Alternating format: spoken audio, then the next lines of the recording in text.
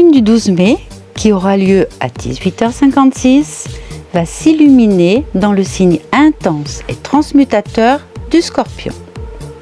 Comme lors de chaque pleine lune, le soleil lui fera face et sera dans le signe du Taureau.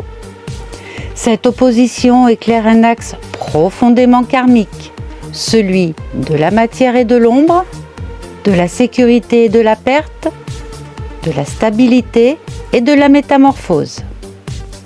Bonjour mes belles âmes, j'espère que vous avez passé de très bonnes fêtes de Beltane, qui pouvaient représenter une petite parenthèse de légèreté dans ce cycle lunaire assez mouvementé.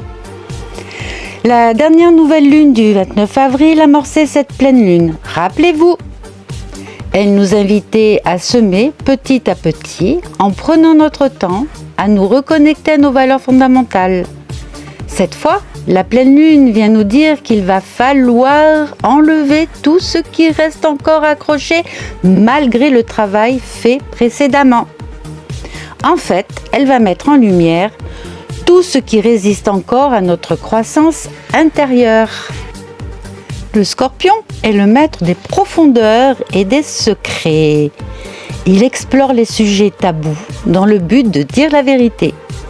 Il ose dire quand les choses ne vont pas dans le bon sens. Il va à l'essentiel. Il sonde son inconscient, va appuyer là où ça fait mal. Il nous pousse à mourir d'une ancienne version de nous-mêmes pour renaître transformés en une meilleure version de nous-mêmes. Mais ce n'est pas une mort douce, c'est une mise à nu, une confrontation avec des parts de nous-mêmes telles que nos attachements, nos blessures, nos héritages karmiques. La Lune sera donc opposée au Soleil en Taureau, mais aussi à Uranus, puisqu'il est collé au Soleil.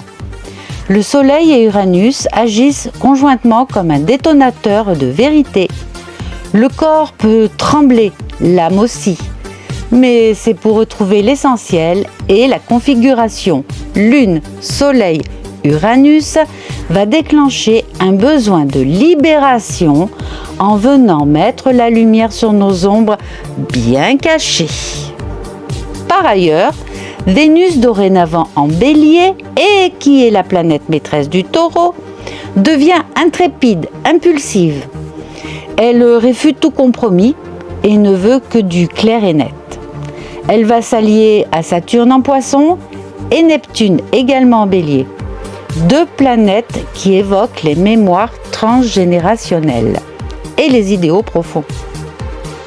Cela va suggérer une guérison des blessures affectives liées à l'abandon ou à l'incompréhension. Et cela va nous inviter à aimer avec maturité, à choisir des élans sincères, sans illusion ni sacrifice inutile. Il pourrait d'ailleurs y avoir des séparations, pas seulement dans le couple, les amis peuvent être concernés, ou la famille. Les séparations peuvent être difficiles, voire douloureuses, mais nécessaires car toxiques ou entravantes. Avec également une harmonie entre Vénus et Mars en Lion, ce sera le moment d'agir pour soi, de poser des actes concrets au service de notre vérité intérieure. Mais attention, Mars en Lion, s'il s'entendra bien avec Vénus, sera en opposition à Pluton en Verseau. Ce conflit déjà présent lors de la nouvelle lune va donc perdurer à la pleine lune, ravivant des batailles de pouvoir, des luttes d'ego ou des colères anciennes, face à des situations que nous n'avons plus envie d'accepter, face à des choses que l'on ne supporte plus depuis longtemps sans le dire. Cette tension pourrait s'avérer explosive si elle n'est pas canalisée. Il nous sera alors demandé de sortir des rapports de force et de choisir l'affirmation juste, alignée avec l'âme. En arrière-plan, un carré entre Jupiter et Saturne et Neptune vient teinter le ciel d'un flou entre idéal et réalité.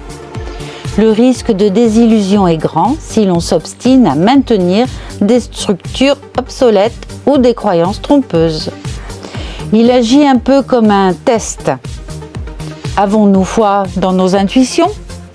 Sommes-nous prêts à lâcher les vieilles sécurités pour marcher vers plus de vérité?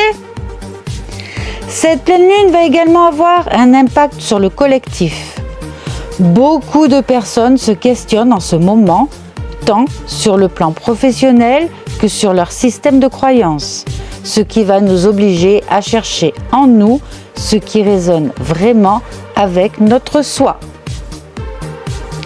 Afin de limiter la possibilité d'agitation émotionnelle, de fatigue, de tension intérieure, je vous conseillerais, mes belles âmes, de prendre du temps pour méditer sur ce qui résiste encore en vous, de vous détacher des liens qui vous entravent, de vous rappeler de vos intentions semées lors de la nouvelle lune et faites des ajustements si nécessaire.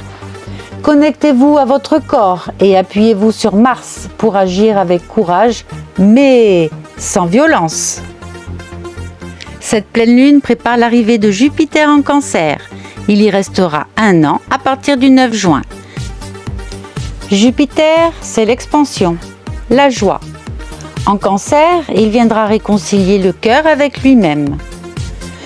Cette pleine lune en Scorpion va donc effectuer un gros et dernier nettoyage de printemps pour lui faire place nette. Nettoyage qui profitera aussi à la prochaine nouvelle lune.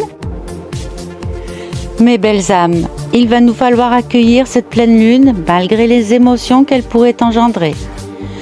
Voyez cette pleine lune comme une porte de guérison karmique, une alchimie entre ombre et lumière, entre instinct et sagesse.